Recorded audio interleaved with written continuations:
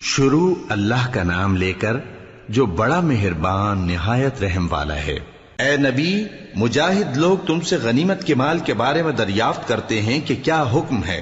کہہ دو کہ غنیمت اللہ اور اس کے رسول کا مال ہے، تو اللہ سے ڈرو اور آپس میں صلح رکھو، اور اگر ایمان رکھتے ہو تو اللہ اور اس کے رسول کے حکم پر چلو۔ مومن تو وہ ہیں کہ جب اللہ کا ذکر کیا جاتا ہے تو ان کے دل ڈر جاتے ہیں، اور جب انہیں اس کی آیتیں پڑھ کر سنائی جاتی ہیں تو ان کا ایمان اور بڑھ جاتا ہے،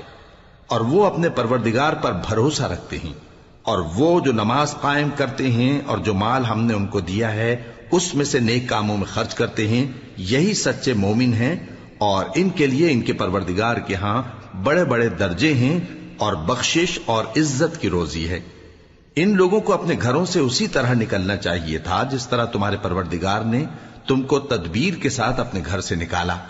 اور اس وقت مومنوں کی ایک جماعت ناخوش تھی، وہ لوگ حق بات میں اس کے ظاہر ہونے کے بعد تم سے جھگڑنے لگے،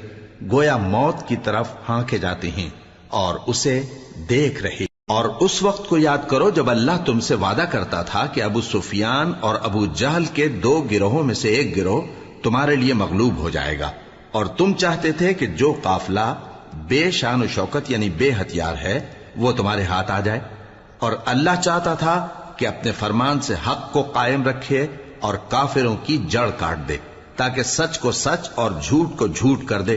گو مشرک ناخوش ہی ہوں۔ جب تم لوگ اپنے پروردگار سے فریاد کرتے تھے تو اس نے تمہاری دعا قبول کر لی، اور فرمایا کہ تسلی رکھو، ہم 1000 فرشتوں سے جو ایک دوسرے کے پیچھے آتے جائیں گے تمہاری مدد کریں گے۔ اور اس مدد کو اللہ نے محض بشارت بنایا تھا کہ تمہارے دل اس سے اطمینان حاصل کریں، اور مدد تو اللہ ہی کی طرف سے ہے، بے شک اللہ غالب ہے، حکمت والا ہے۔